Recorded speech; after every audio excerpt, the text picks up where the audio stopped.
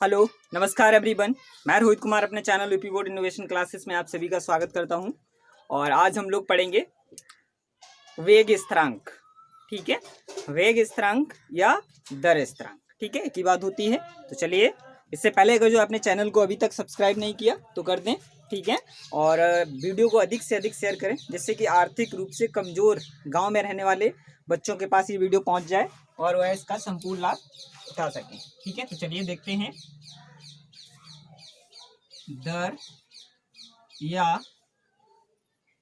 वेग स्थिरांक।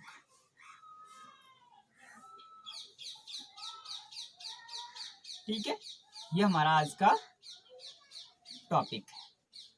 ठीक है, इसे रेट अथवा वेलोसिटी कांस्टेंट इसमें बोलते हैं। ठीक है, चलिए अब आज हमारा ये टॉपिक है, तो ये इसके बारे में हम लोग पढ़ेंगे, तो बहुत इंपॉर्टेंट है, अच्छा भी है। तो चलिए देखते हैं। तो इसे समझने के लिए बहुत ही आसान है। वेग, जैसे हमने पीछे वेग पढ़ा था, वेग स्थिरांक और वेग का नियम पढ़ा था, तो वो उसे भी आप दोबारा रिवाइज कर लीजिए, इंपॉर्टेंट है। तो चलिए देखते हैं। तो यहाँ पर हम क्या करेंगे, हमारे पास माना कि एक अभिक्रिया है। क्या है? माना कि एक रासायनिक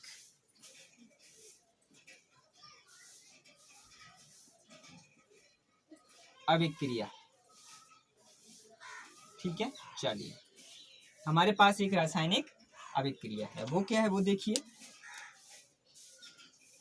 A प्लस B और बनता है C प्लस D। ठीक है, ये हमारे पास एक अभिक्रिया है और A V C D। ठीक है, इस तरह से। अब जरा इस वाले पार्ट को आप जानते हैं क्या कहते हैं हम लोग, तो इस वाले पार्ट को रिएक्टेंट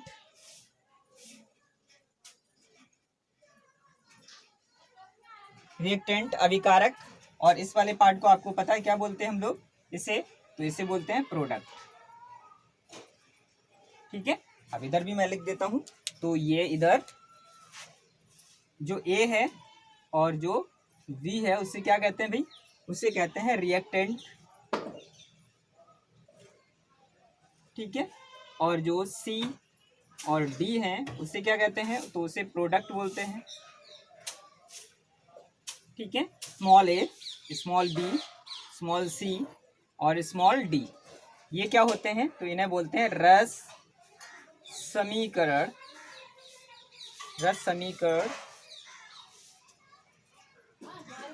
मितीय स्थिरांक। ठीक है, चलिए याद रखिएगा इन्हें, इंपॉर्टेंट है ये। अब भाई हमें क्या देखना है यहाँ पर, दर या वेग स्थिरांक। ठीक है, तो आप यहाँ पर मैं लिखता हूँ, बहुत इंपॉर्टेंट है,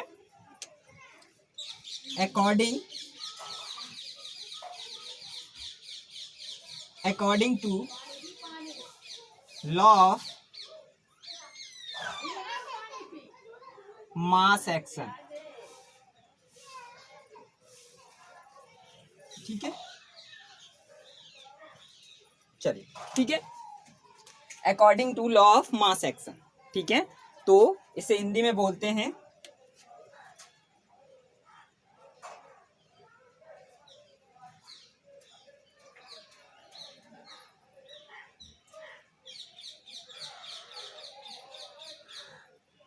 द्रव्यनुपाती क्रिया का नियम।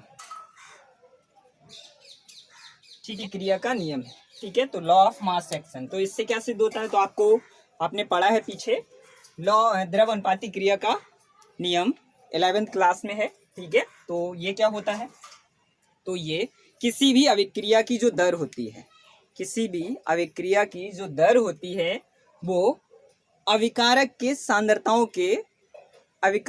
सांद्रताओं के गुणनफल के समानुपाती होती है, ये कहा है। तो इसी के अनुसार अगर जो मैं लिखूं तो ये वेग क्या हो जाएगा, तो ये इस नियम के अनुसार वेग इज प्रोपोर्शनल होता है क्या, ए बी।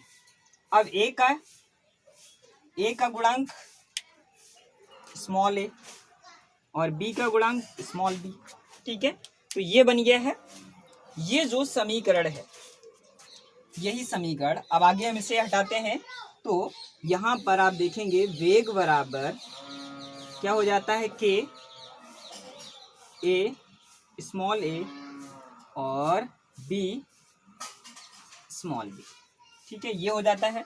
तो ये जो के है, इसी के को हम क्या लिखते हैं, के बराबर वेग स्थिरांक, वेग स्थिरांक, ठीक है। ये जो के होता है इसी को क्या बोलते हैं, वेग स्थिरांक बोलते हैं भाई, क्या बोलते हैं, वेग स्थिरांक, ठीक है। चलिए अब इतना हो गया है।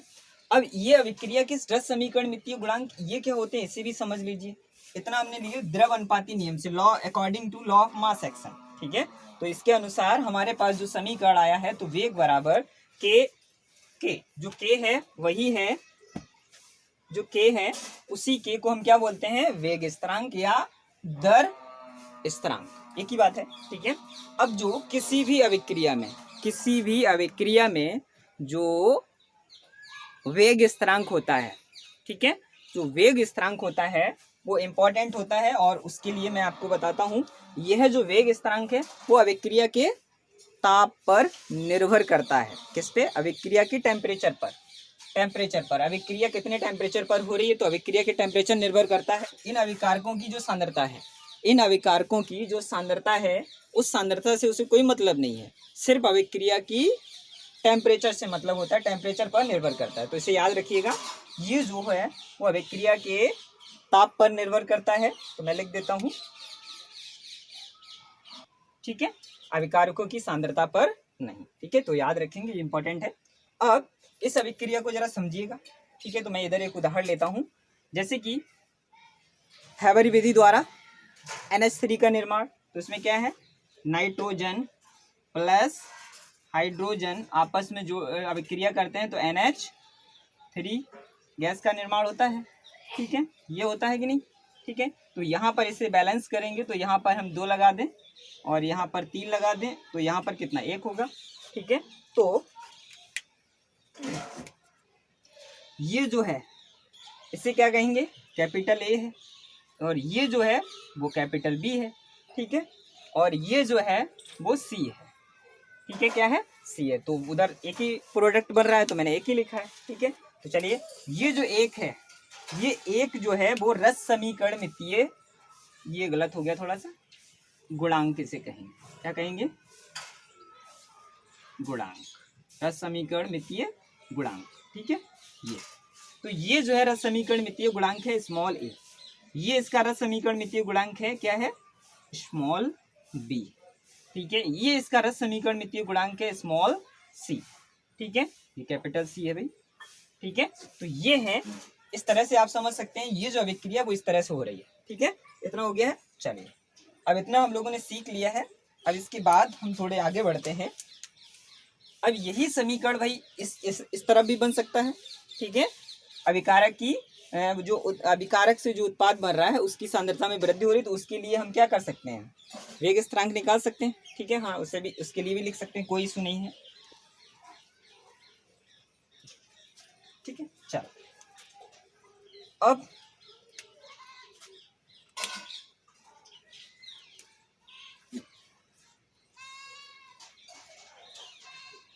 प्रायोगिक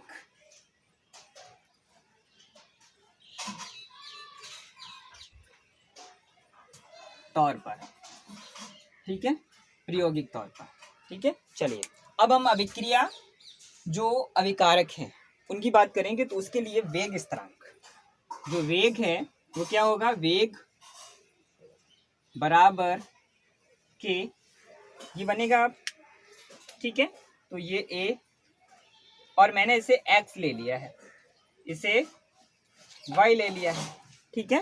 तो ये किसके लिए हुआ है, वेग नियम से, क्या, वेग नियम से, ठीक है।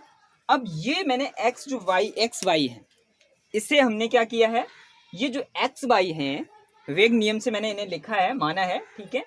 तो जो ये वेग क्या है, ये एक्स वाई क्या है भाई, ये स्मॉल ए स्मॉल बी की तरह ही तो है, ठीक है, स्मॉल ए स्मॉल बी की तरह ही है, ठीक है। जो यहाँ पर स्मॉल ए स्मॉल बी है वही यहाँ पर एक्स और वाई है, लेकिन दोनों में अंतर है, बहुत अंतर है। अंतर क्या है, ये देखिए जरा, ये तो अभिक्रिया की जो सांद्रता के गुणक पद हैं, ठीक है, लेकिन जो एक्स और वाई है, ये एक्स और ये देखो ए और बी, स्मॉल ए स्मॉल बी, इनके योग से, ठीक है, इनके जोड़ से हम ये निर्धारित करते हैं कि अभिक्रिया की कोटि क्या होगी, अभिक्रिया प्रथम कोटि की है या शून्य कोटि की है। लेकिन ये ए स्मॉल बी एक्स और वाई के बराबर हो भी सकते हैं, नहीं भी हो सकते हैं, लेकिन हम रियलिटी बात ये है कि हम यहाँ से अभिक्रिया का कोटि का निर्धारण नहीं कर पाते हैं, उसका निर्धारण हम प्रायोगिक तौर पर करते हैं। तो प्रायोगिक तौर पर हम यहाँ पर एक्स और वाई लेते हैं। अब एक्स और वाई का मान अगर जो 0 प्राप्त हुआ हमें, तो अभिक्रिया शून्य कोटि की, और अगर जो ये मान हमें 1 प्राप्त हुआ, एक्स और वाई का मान 1 प्राप्त हुआ, तो अभिक्रिया प्रथम कोटि की, और अगर जो 2 प्राप्त हुआ तो अभिक्रिया द्वितीय कोटि की, ठीक है। तो इस तरह से हम अभिक्रिया का निर्धारण इस समीकरण के आधार पर करो लिखता हूं। तो चलिए करते हैं, ठीक है। तो देखिए, वेग व्यंजक में सांद्रता पद जिन घातों को उठाते हैं उनका योग अभिक्रिया की कोटि को दर्शाता है, स्मॉल ए स्मॉल बी एक्स और वाई, ठीक है। अब एक्स और वाई ए और बी, स्मॉल ए स्मॉल बी के बराबर हो भी सकते हैं और नहीं भी, ठीक है। मतलब ये कि ये जो स्मॉल ए स्मॉल बी हैं, ये जो एक्स और वाई हैं, इनके बराबर हो भी सकते हैं और नहीं भी, ठीक है। आगे देखिए, व्यंजक एक्स और बी ये हो भी सकते हैं। एक्स तथा वाई की गणना प्रायोगिक तौर पर करते हैं, एक्स और वाई की गणना प्रायोगिक तौर पर करते हैं, ठीक है। तो यही एक्स और वाई ये निर्धारित करता है कि अभिक्रिया की कोटि क्या होगी। तो वेग व्यंजक में एक्स और वाई के योग को अभिक्रिया की कोटि कहते हैं। बहुत आसान है, अभिक्रिया की कोटि कहते हैं। अब ये कोटि स्मॉल ए स्मॉल बी के बराबर हो भी सकती है और नहीं भी, क्योंकि हम इसका निर्धारण कैसे करते हैं, तो प्रायोगिक तौर पर करते हैं, सीधा सा कहा गया है, ठीक है। चलिए आगे बढ़ते हैं। अब देखिए, इसी चीज को हम लेके चलते हैं थोड़ा सा। क्या इस समीकरण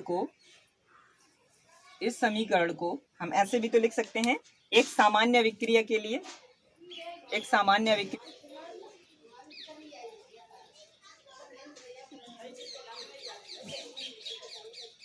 वेग बराबर के आर एन, ठीक है, ऐसे भी लिख सकते हैं। तो ये जो एन है, ये एन क्या है, अभिक्रिया की कोटि, और ये किस तरह की अभिक्रिया होनी चाहिए, तो इस तरह से।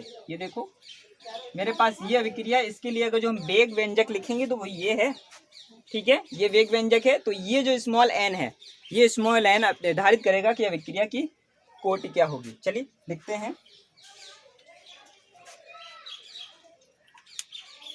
इसी के आगे आएगा अभिक्रिया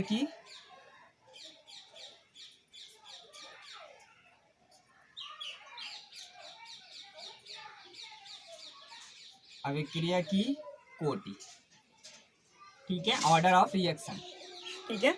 तो अब इसकी परिभाषा क्या होगी, तो मैंने अभी बताया ना, वेग व्यंजक में एक्स तथा वेग व्यंजक में अभिकारक की जो घातें हैं, ठीक है, उनके एक्स तथा वाई के योग को क्या कहते हैं, हम अभिक्रिया की कोटि कहते हैं। चलिए लिखते हैं। तो वेग व्यंजक में अभिकारकों की, ठीक है, ये रहा,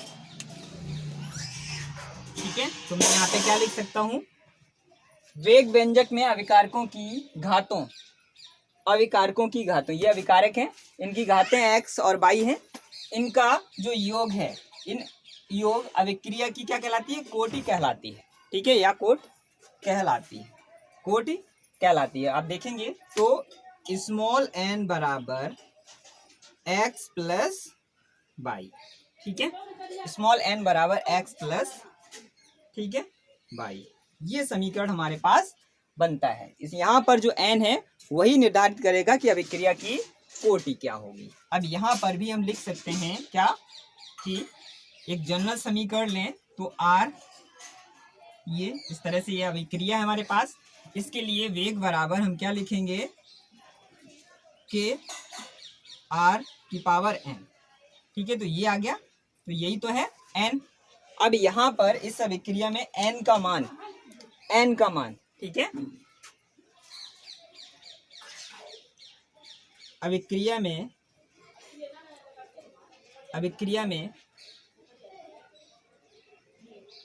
स्मॉल n के मान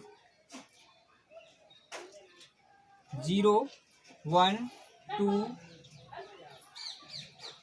3, ठीक है, अनंत तक हो सकते हैं, तथा भिन्नात्मक भी हो सकते हैं, भिन्नात्मक भी हो सकते हैं,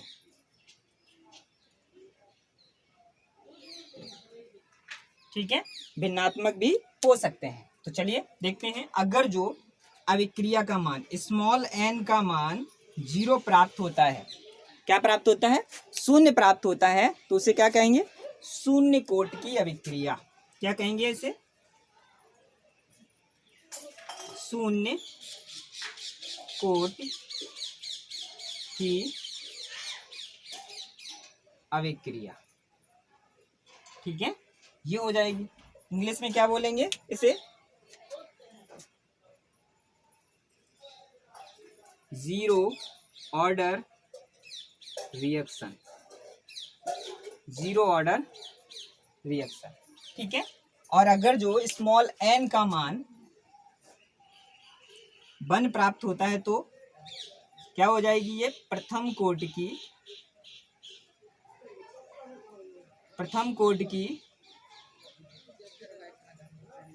अभिक्रिया, ठीक है, प्रथम कोटि की अभिक्रिया। इसे इंग्लिश में क्या बोलते हैं, फर्स्ट ऑर्डर